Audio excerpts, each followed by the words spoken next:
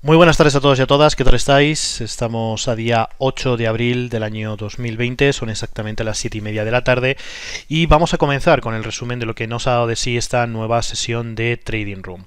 Bien, comenzamos lo primero de todo por el calendario económico, repasando los principales eventos de la jornada de hoy, en el que la referencia macroeconómica eran los inventarios de petróleo crudo del Instituto Americano de Energía, que nos ha dado un dato muy negativo. Parece ser que el exceso de oferta es enorme, alcanzando ya los 15 millones de barriles esta semana en los Estados Unidos, superando tanto las expectativas como superando también el dato anterior. Por tanto, continuamos con ese grave problema de sobreoferta en el mercado del petróleo.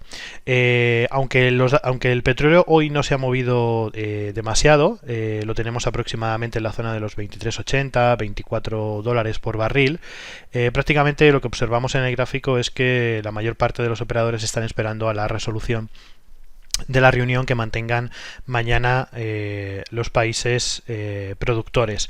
Entonces, pues bueno, la situación está generando una enorme incertidumbre porque no hay nada claro todavía, no hay ningún mensaje, digamos, tranquilizador en cuanto a un posible acuerdo sobre el recorte de la producción que empujen pues a la subida de los precios del petróleo, cosa que evidentemente interesa a todos los países productores, pero parece ser que de momento no hay un consenso claro a la hora de tomar esta decisión. Por tanto, estamos totalmente fuera del petróleo, de momento no tenemos abierto ningún tipo de posición y no consideramos que sea recomendable mantener posiciones en este momento en el petróleo hasta que no conozcamos la resolución de la jornada de mañana.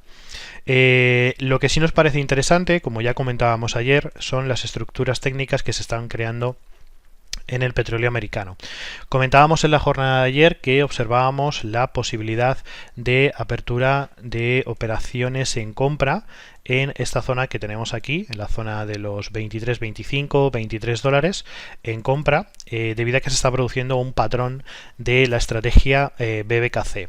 En principio el precio no se ha situado en la zona de hueco que estamos buscando, pero bueno, nos da más o menos una ligera indicación de una pequeña estructura en el que si superáramos de forma o si consolidáramos el precio, se consolidara el precio por encima de la zona de los 25 dólares, podría haber una posición de compra interesante. Evidentemente sabemos que esto hasta mañana pues no se va a resolver y veremos cómo reacciona el mercado ante la reunión que se va a producir mañana. Luego, por otro lado, también con el análisis técnico tenemos varias posiciones o varias ideas de inversión para las próximas horas, y comenzamos en primer lugar por el dólar frente al yen japonés.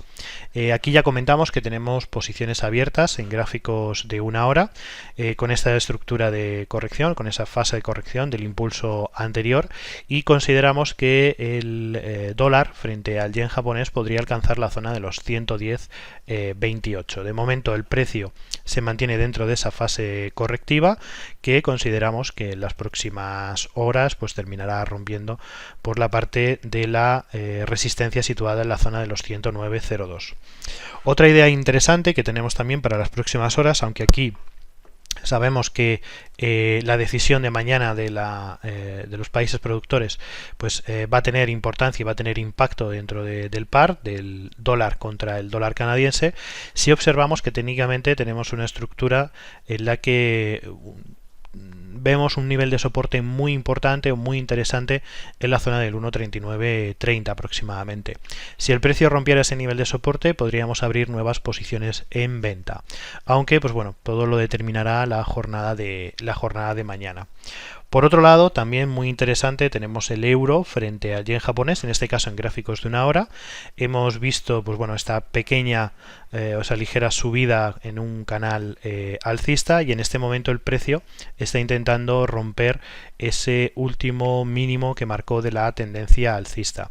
De momento el precio no se ha consolidado, está buscando esa ruptura, y esperamos que si el precio se consolida por debajo del nivel de los 118, podríamos abrir una nueva posición de venta en el euro frente al yen japonés. Por otro lado, también, al contrario, tenemos a la libra contra el yen japonés, que como llevamos comentando varias sesiones, que estamos en esa pequeña estructura de lateralización entre el nivel de resistencia de los 134.90 y el nivel de soporte de los 132.50.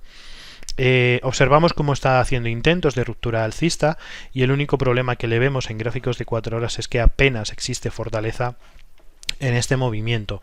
Por tanto, vamos a ver cómo se comporta la libra frente al yen durante las próximas horas en ese nivel de resistencia, si finalmente hay ruptura alcista, o por el contrario, la libra frente al yen vuelve de nuevo al nivel de soporte de los 132.47. También, por otro lado, en el dólar australiano frente al yen japonés también observamos fuertes subidas hasta los niveles de resistencia, también zona de la media móvil de 200 periodos, y pues bueno, observamos que en el caso de ruptura de ese nivel de resistencia podríamos buscar también operaciones en compra.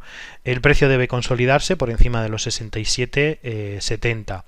De momento está jugando en esa zona. Aquí sí parece que tenemos más fuerza alcista que, por ejemplo, veíamos en la libra frente al yen, pero bueno, de momento todavía tenemos que esperar a esa consolidación del precio por encima del nivel de resistencia. Y por último, para terminar, también muy interesante el euro frente a la libra en gráficos de 4 horas. Comentábamos en las últimas jornadas toda esa tendencia bajista que se está produciendo, y observamos como en este momento el precio amenaza el nivel de soporte de la zona del 61.8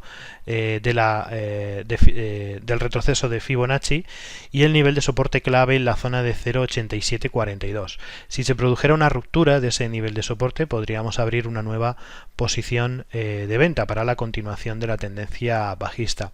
Si por el contrario aguanta bien ese nivel, volveríamos de nuevo entonces a la zona de resistencia, que también es importante, en 0.8854. Veríamos, pues bueno, tanto en una posición alcista como una posición bajista, buscar esas oportunidades. De momento, el euro frente a la libra en gráficos de 4 horas se mantiene lateralizado dentro de ese pequeño canal o ese rango lateralizado, y simplemente es una cuestión de esperar la ruptura por la parte superior o por la parte inferior de ese canal. Y bueno, para terminar en la jornada de hoy, nos vamos a ir a los análisis de retrocesos de Fibonacci.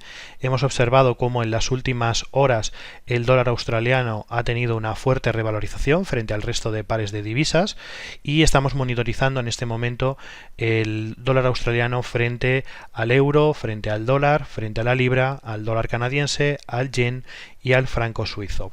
Observamos que en las últimas horas se están produciendo movimientos superiores a los 100 puntos de una forma bastante fuerte, bastante potente, y vamos a aplicar la estrategia de retrocesos de Fibonacci. De momento ninguno de los pares han alcanzado zonas de entrada de 23 o de 38 del retroceso. Por tanto, de momento estamos guardando un poco las expectativas, observando los gráficos para buscar esas posiciones a favor de este fuerte impulso del dólar australiano, como decía, en las zonas del FIBO 23 y en las zonas del FIBO 38. Y bueno, en principio esto ha sido la jornada de hoy. Hoy hemos tenido también pequeñas subidas en el SP500, aunque nuestros planes en cuanto a los índices siguen sin cambios. De momento consideramos que tanto el SP500 como el Nasdaq y el DAX alemán, con las posiciones que mantenemos en corto, se van a mantener. La estrategia que aplicamos también es retrocesos de Fibonacci en gráficos semanales, y no consideramos que de momento haya que modificar esta estrategia. Mantenemos por tanto también esas posiciones abiertas, al igual que también mantenemos las posiciones abiertas en el euro frente al dólar canadiense. también estrategia en gráficos diarios con esa estructura de diamante con la que abríamos la semana pasada.